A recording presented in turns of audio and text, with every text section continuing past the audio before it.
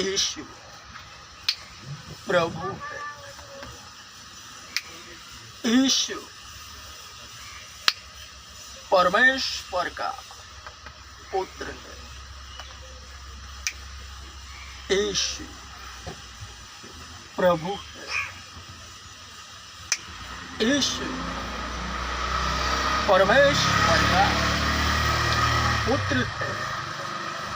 हे जाति जाति के लोगों, यहोवा राजा हुआ है। यहोवा राजा हुआ है।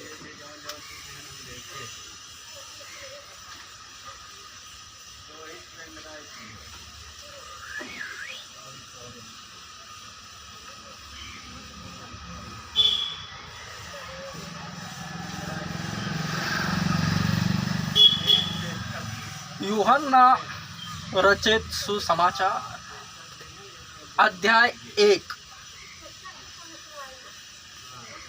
देहधारी वचन। आदि में वचन था और वचन परमेश्वर के साथ था और वचन परमेश्वर था। यही आदि में परमेश्वर के साथ था। सब कुछ उसके द्वारा उत्पन्न हुआ और जो कुछ उत्पन्न हुआ है उसमें से कुछ भी उसके बिना उत्पन्न न हुआ। उसमें जीवन था और वह जीवन मनुष्यों की ज्योति था और ज्योति अंधकार में चमकती है, परंतु अंधकार ने उसे ग्रहण नहीं किया। परमेश्वर की ओर से भेजा हुआ एक मनुष्य आया जिसका नाम यूहन्ना था। वह साक्षी देने आया कि उस ज्योति की साक्षी दे कि सब उसके द्वारा विश्वास करे। वह स्वयं तो ज्योति न था, परंतु इसलिए आया कि वह ज्योति की साक्षी दे। वह सच्ची ज्योति जो प्रत्येक मनुष्य को प्रकाशित करती है जगत में आने वाली थी। वह जगत में था और जगत उसके द्वारा उत्पन्न हुआ और जगत ने उसे न पहचाना। वह अपनों के पास आया और उसके अपनों ने उसे ग्रहण नहीं किया, परंतु जितनों ने उसे ग्रहण किया उसने उन्हें परमेश्वर की संतान होने का अधिकार दिया, अर्थात उन्हें जो उसके नाम पर विश्वास करते हैं। वे न तो लहू से, न शरीर की इच्छा से और न मनुष्य की इच्छा से, परंतु परमेश्वर से उत्पन्न हुए हैं।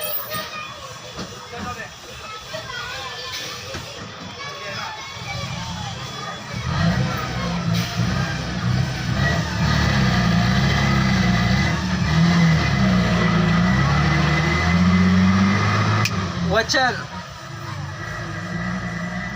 बेहद खूबसूरत है।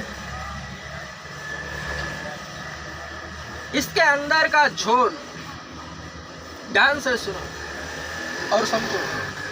मसीहत बड़ी खूबसूरत है। यह किस तरह से कार्यरत होती है यह इस वचन में बतलाया है।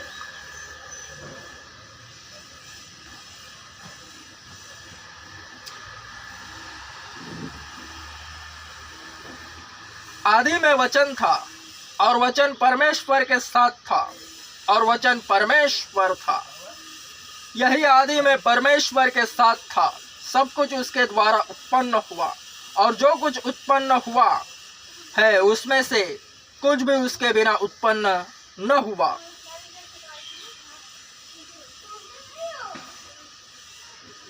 आदि में वचन था। संसार की संस्कारी लैंग्वेज में समझाता हूं। मेरे शब्द बाहर आने से पहले अंदर थे, यानी आदि में वचन था। वचन ही शब्द है। वचन परमेश्वर के साथ था। जो शब्द है वह मेरे साथ थे। जो अंदर है, अंदर थे और वचन परमेश्वर था। शब्द ही मैं हूँ।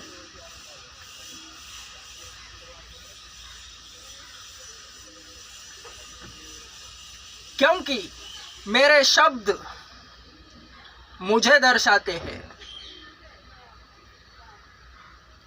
ठीक उसी तरह हर एक मनुष्य के शब्द जिसके मुंह से निकलते हैं उसे ही दर्शाते हैं।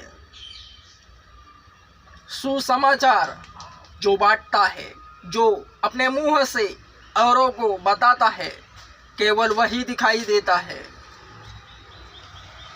परमेश्वर का कार्य हर कोई कर सकता है और जो करता है वही दिखता है। कलीसियाएं जगत में बहुत स्थित है। जो जिस कलीसिया में होता है वह उसी कलीसिया की बात करता है और उसका ही पता देता है, वरन वो दिखाई देता है,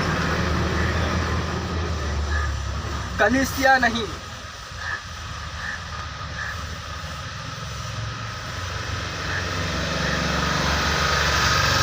ठीक उसी तरह परमेश्वर का है।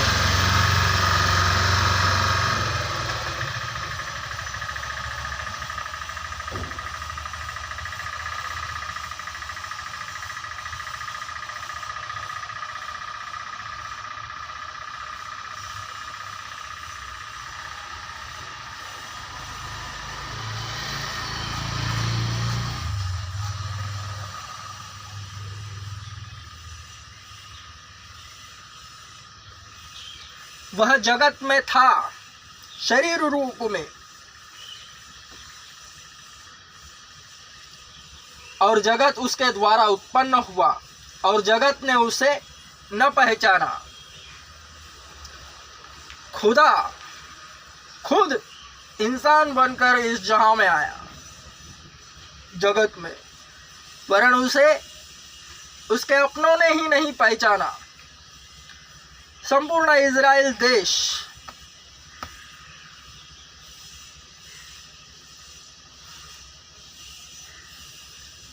जिस तरह मैं इस वक्त बंबई में हूँ, क्रांति नगर एरिया में,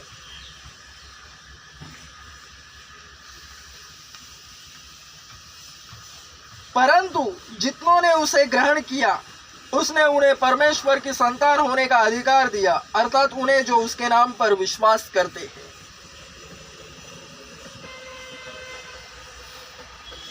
मसीहत के अंदर का झोल यही है।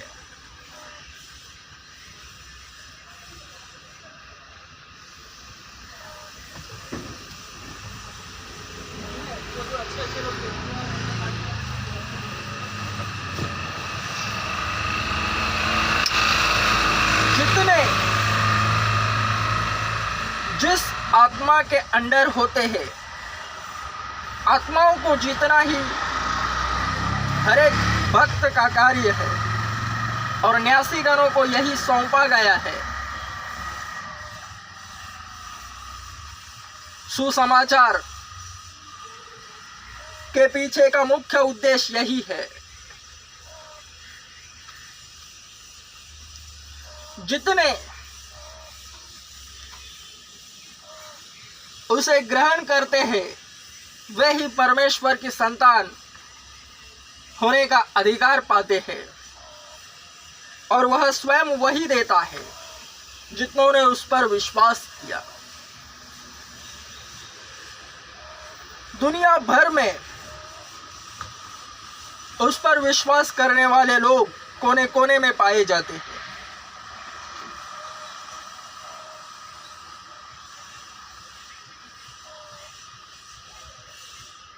परमेश्वर का पुत्र का कहने का गर्भार्थ यही है कि वह शरीर रूप में आज भी कार्यरत है। दुष्टात्मा पहचानती है कि वो इस वक्त इस जगत में किन किन शरीरों में स्थित है। अन्य जाति भी उसे यीशु कहकर पुकारती है, वरन वह शरीर उसे इनकार करना ही पड़ता है, क्योंकि मसीहत यही है, प्रभु यीशु मसीह की तरह जीना, रहना, चलना, बोलना, वरन स्वयं को ही यीशु नहीं कह रहा। यही सबसे बड़ा पपलू है, इसे भली बात याद रखना। जिस तरह परमेश्वर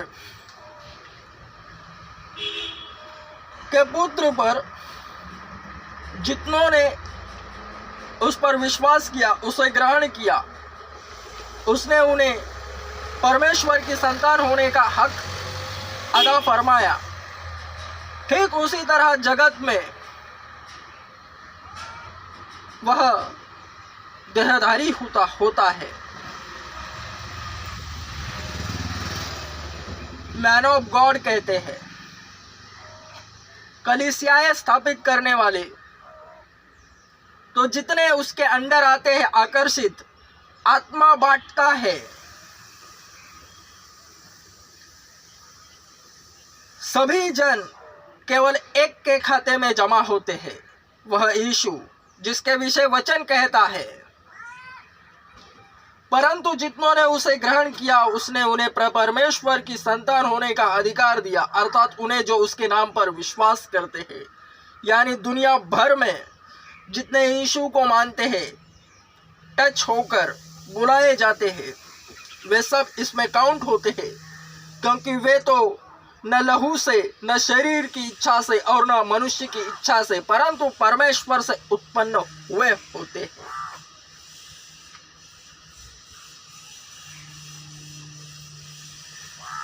कलीसिया ओ में से कलीसियाएं पैदा होती है।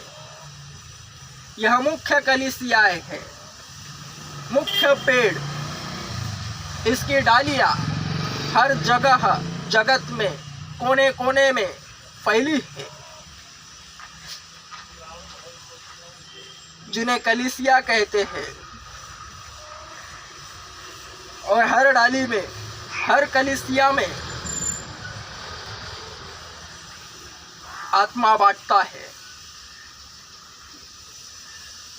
इस वक्त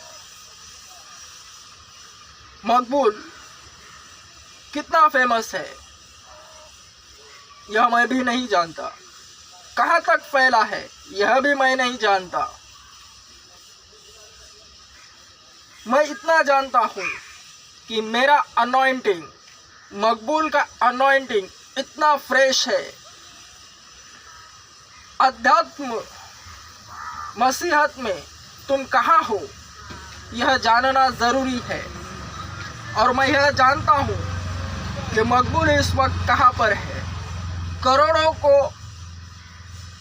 करोड़ों आत्माएं बचाने के लिए मकबूल खड़ा है, और इस वक्त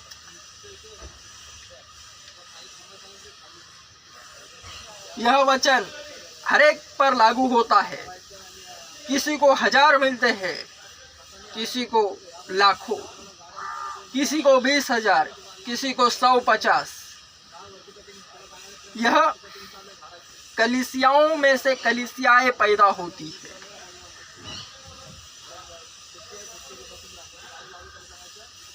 कलीसियाएं ही कलीसियाओं को पैदा करती है।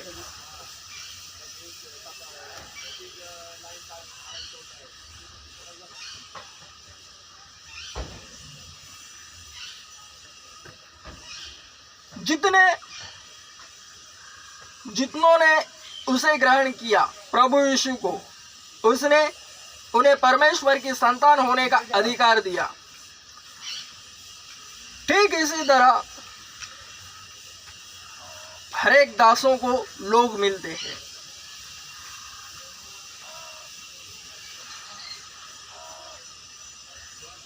और मकबूल को इस वक्त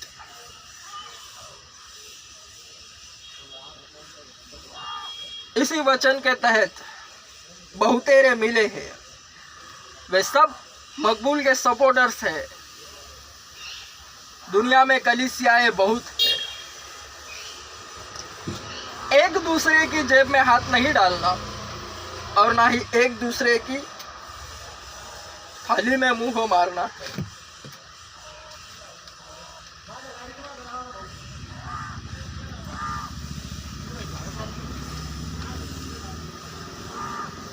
यही अंदर का जोर है। केवल जितने लोग मिलते हैं उन पर काम करना है, क्योंकि सब मिला जुला कर इसी वचन में एक के अंडर में आते हैं, जो प्रभु यीशु है, जो सरगना है मसीहत का।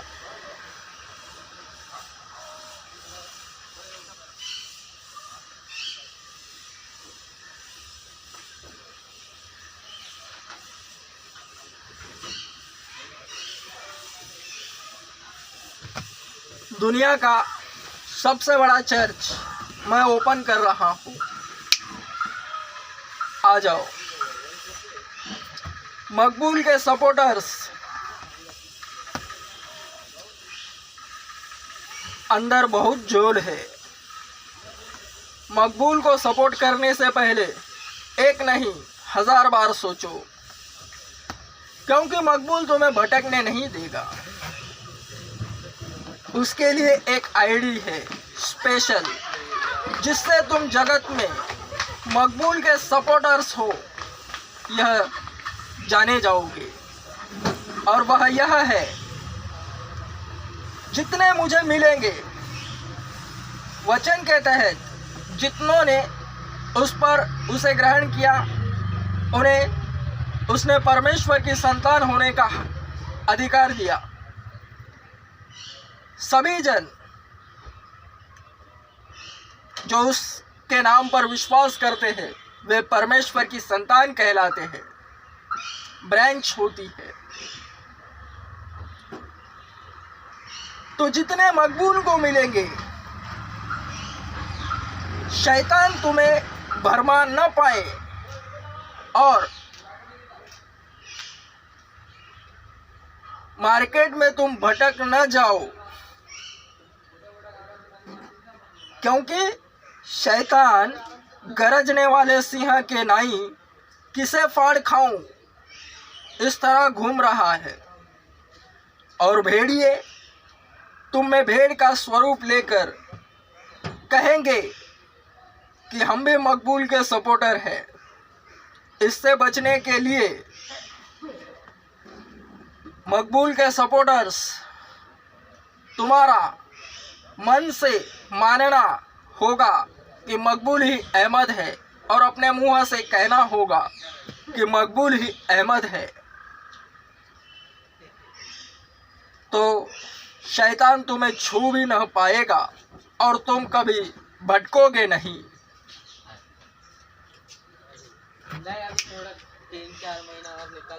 मकबूल के सपोर्टर्स, मैं तुम्हें प्रभु यीशु ने दी हुई आज्ञा के अनुसार पिता, पुत्र, पवित्र आत्मा से बपतिस्मा दूंगा। तुमको मार्केट में मैं कुछ इस तरह से खड़ा करूंगा कि तुमको देखते ही सुसमाचार फैलने लगेगा। तुमको मैं मजबूत फेमस कर डालूंगा और तुमको भी पता नहीं चलेगा कि तुम फेमस हो गए हो।